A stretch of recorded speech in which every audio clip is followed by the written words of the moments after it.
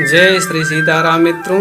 पिछले भाग में आप सभी भगवत भक्तों ने सुना कि हिरण्याक्ष ने वरुण देवता को युद्ध के लिए ललकारा, लेकिन वरुण देवता ने भगवान का ध्यान किया और उस युद्ध को टाल दिया है। हे वरुण देव, त्रैलोक विजयी हिरण्याक्ष की आधीनता को स्वीकार कर ले या फिर युद्ध कर।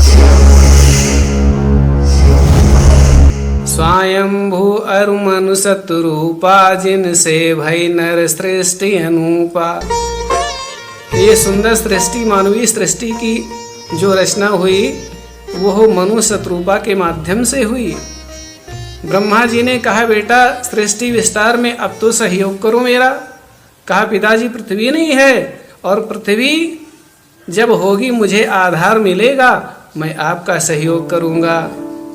ब्रह्मा जी चिंतित हुए और उनकी नासिका से सूकर बालक के रूप में भगवान का प्रागट्य होता है।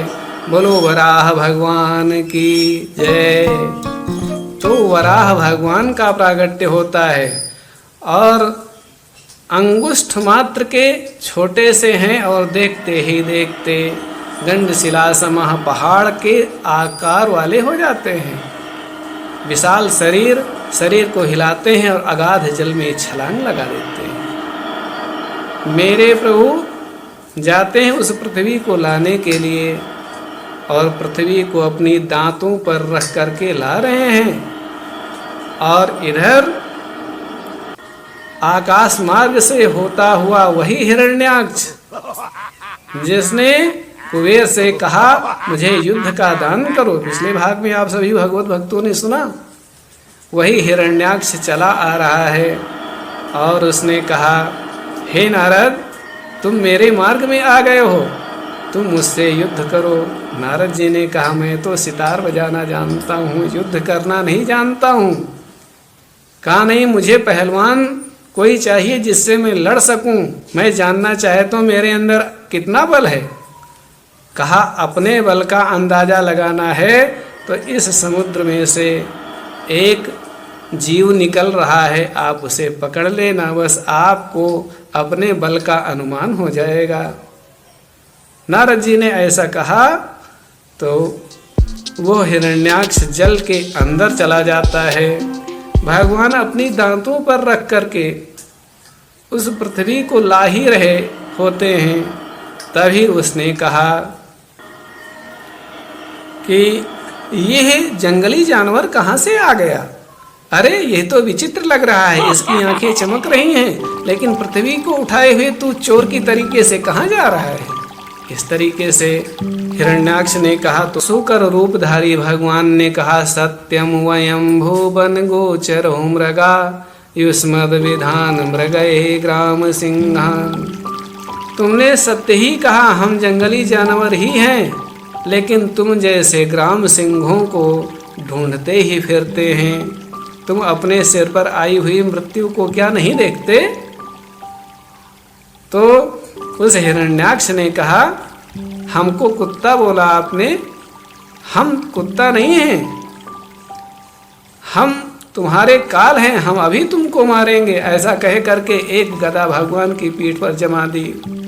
भगवान कुछ नहीं बोले और धरती को ला रहे हैं, जल के ऊपर लाए और ला करके उस पृथ्वी को रखना चाहा है और अपने तेजोमय शक्ति से जल को स्तंभित कर दिया और पृथ्वी को जल पर स्थापित कर दिया है।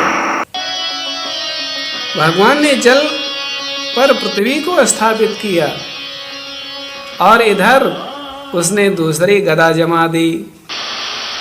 अहंकारी वो हंसने लगा। भगवान ने कहा, ये दुष्ट ऐसे ही नहीं मानेगा। इसलिए भगवान को क्रोध लगा और एक तमाचा मारा, एक थप्पड़ मार दिया तो जैसे बैरिंग पर पहिया घूम जाता है वैसे ही वो चकरा करके गिरा और उसकी मृत्यु हो गई। उसके मुख से खून निकल आया और जब ऐसा देखा देवताओं ने तो सुंदर स्तुति की है। जय जय सुरनायक जन सुखदायक प्रणत पाल भगवंता। तो सुर के नायक भगवान श्रीहरि ने सूकर रूप में उस हिरण्याक्ष को मार गिराया और ब्रह्मा जी प्रसन्न हुए और कहा, यह पृथ्वी मनु और शत्रुपा तुम दोनों को दे रहा हूँ। इस पृथ्वी पर मानवीय सभ्यता का विकास करो। इस तरीके से भगवान की आज्ञा पा करके मनु शत्रुपा ने बरहिस्मतीपुरी बनाई, जहाँ पर भगवान वराह के रोए गिरे हुए थे तो वही कुश और काश के रूप में उगाए। हम सब लोग कुश का प्रयोग करते हैं, कहते हैं परम पवित्र है। क्यों? क्योंकि वो वराह भगवान का, सूकर भगवान का बाल ही है। और ऐसे भी समझना चाहिए कि कोई प्राणी गंदा नहीं होता है, सूकर में भी भगवान होते हैं। सबका सम्मान करो। प्रेम से बोलो जय श्री सीताराम जी की। अगले हफ्ते में फिर मिलेंगे भगवान की सुंदर कथाओं के साथ। मेरे प्रिय भगवत भक्तों, आज्ञा दीजिए। जय श्री सीताराम जी की, जय गुरु महाराज की।